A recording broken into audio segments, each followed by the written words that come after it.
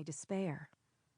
Had he been only a minute later, the mother knew what would have happened, where I'd now be. Snow swirled and eddied in the garden, catching in the brown fibers of the burlap covering the shrubs. My mate, who had worked so hard and so selflessly, all without hope that I would ever be with him. We had both fought for that love, bled for it. Rhys had died for it. I still saw that moment in my sleeping and waking dreams. How his face had looked, how his chest had not risen, how the bond between us had shredded into ribbons. I still felt it, that hollowness in my chest where the bond had been, where he had been. Even now, with that bond again flowing between us like a river of star-flecked night, the echo of its vanishing lingered. Drew me from sleep, drew me from a conversation, a painting, a meal. Rhys knew exactly why there were nights when I would cling tighter to him, why there were moments in the bright, clear sunshine that I would grip his hand. He knew because I knew why his eyes sometimes turned distant, why he occasionally just blinked at all of us, as if not quite believing it, and rubbed his chest as if to ease an ache. Working had helped, both of us. Keeping busy, keeping focused. I sometimes dreaded the quiet, idle days when all those thoughts snared me at last, when there was nothing but me in my mind, and that memory of Rhys lying dead on the rocky ground, the King of Hybern snapping my father's neck, all those Illyrians blasted out of the sky and falling to earth as ashes. Perhaps one day, even the work wouldn't be a battlement to keep the memories out. Mercifully, plenty of work remained for the foreseeable future, rebuilding Valaris after the attacks from Hybern being only one of many monumental tasks. For other tasks required doing as well, both in Valaris and beyond it, in the Illyrian mountains, in the hewn city, in the vastness of the entire Night Court. And then there were the other courts of Prythian, and the new emerging world beyond.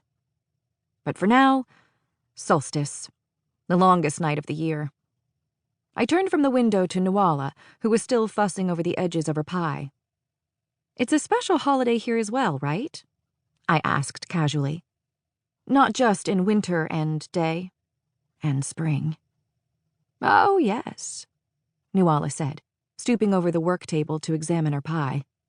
"Skilled spy, trained by Asriel himself, and master cook. We love it dearly. It's intimate, warm, lovely. Presents and music and food, sometimes feasting under the starlight." The opposite of the enormous, wild, days-long party I'd been subjected to last year. But presents? I had to buy presents for all of them. Not had to, but wanted to. Because all of my friends, now my family, had fought and bled and nearly died as well.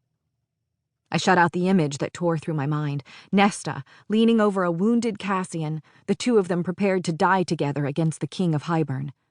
My father's corpse behind them. I rolled my neck. We could use something to celebrate. It had become so rare for all of us to be gathered for more than an hour or two. Nuala went on.